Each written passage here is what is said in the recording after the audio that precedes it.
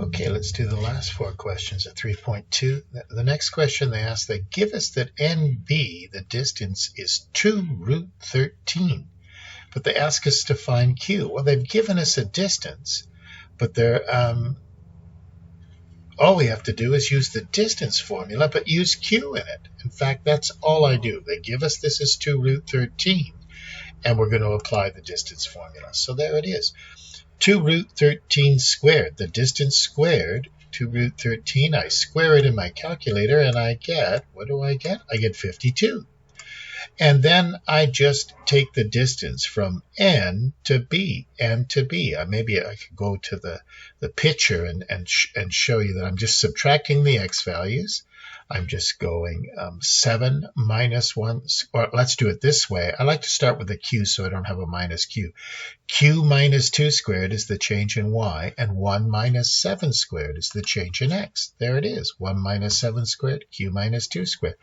Well, there's your 52.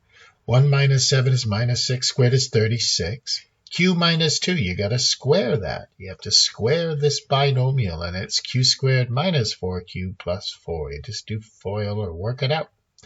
36 and 4 is 40. You subtract 40 minus 52, and you get minus 12. And then factor it. 6 times 2 is 12. Minus 6 times positive 2 is minus 12. And minus 6Q plus 2Q is minus 4Q. So there's your answer. Q equals 6 or minus 2. Now the next question says, find the area of triangle ABC. The area of this triangle ABC, the big triangle. Well, we've done this. Base, this is the base. This is the perpendicular height. They gave us this was 2 root 13. We figured out that this was 4 root 13. So it's just half the base times the height. 4 root 13 times 2 root 13. You could put it in your calculator times a half. It's 52. Or a half of 4 is 2 times 2 is 4. Root 13 times root 13 is 13. 4 times 13 is 52 square units. The next question is about the angles. They ask us for this angle theta here. Well, there's an angle beta here. We could move this down here. We have the gradient of this. And if we go shift tan of the gradient, we'll get this angle down here, this angle right here, which is the same as this angle. We can bring a horizontal down here. That's what beta is, shift tan of 5 over 12. We knew this gradient.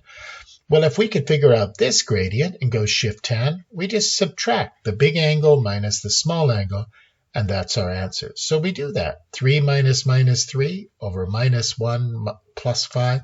3 plus 3 over minus 1 plus 5. That's all I've done here in this question here.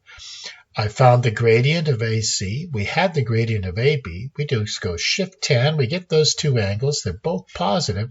We subtract them. We get theta, the angle in between. So you just find the gradients of the two lines. Go shift tan. You get the angles and minus them. And that's all it is. The last question is about looking for a point P so that ABPM makes a parallelogram. ABPM makes a parallelogram.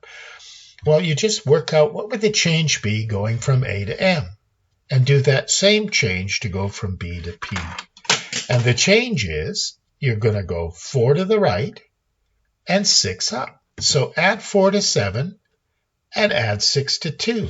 And that's how I got this answer. 11 and 8 for P. It's just a 2-mark thing. And it was inspection. What's the change in X and the change in Y going from A to M? Do the same thing to go from B to P. And you'll make yourself a parallelogram. That's how it works.